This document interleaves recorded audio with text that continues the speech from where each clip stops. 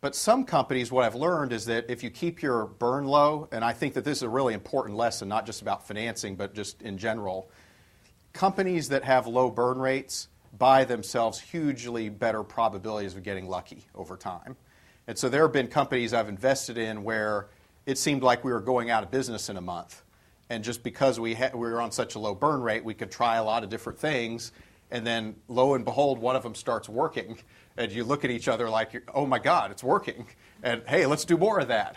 And then all of a sudden, it goes from being a C to an A in the portfolio. And there's dollars coming in. Yeah, and you're like, oh, my gosh, we've got, like, profits and a business model. And the customers are growing and the VCs are calling and everything. So it's one of the things I've learned is you and this is what's so hard, is you've got to be willing to not be too formulaic about when did you turn over another card. Mm-hmm. You've got to be willing to really talk to people that you trust and get their sense of perspective about is it time to give up or is it time to be persistent.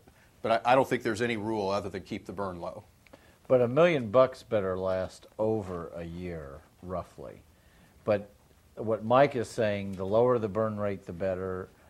If you start with 3 people, at the end of year 1, it shouldn't be more than 5 or 6. That's plenty. Companies are the most productive when they're less than 10 people. It's when you get over 10 people that, people start looking over their shoulder. They're just not as productive.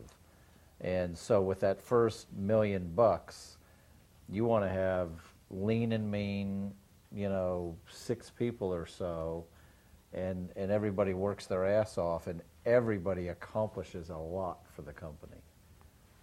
Great. So did you want to say well, something? Yeah, and there is one observation that I think complements low burn rates, and that is having a customer development strategy in addition to a product development strategy. And so most companies in Silicon Valley, when you ask them what their milestones are, they describe an engineering project. So it's alpha, beta, limited availability, first customer ship, general availability. There's a really good book written by Steve Blank, who started a company called Epiphany, called The 4 Steps to the Epiphany. And the basic thesis of the book is that companies should do customer development in parallel with product development.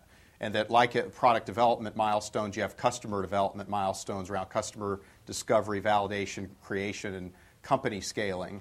And the companies that pursue the path of low burn experimentation dramatically help the probabilities in their favor. And in this world of the LAMP stack, offshore labor, search engine marketing, there are reasons to be very optimistic that the cost of experimentation is asymptotically approaching zero. And in a world where you can experiment for near zero, you see companies like Slide releasing their products 6 times a day. That's the brave new world of entrepreneurship. Low burn experimentation, done a lot. Find out the winning answers, discard the losing answers, but don't scale until you know it works. Discover the business before you scale the business.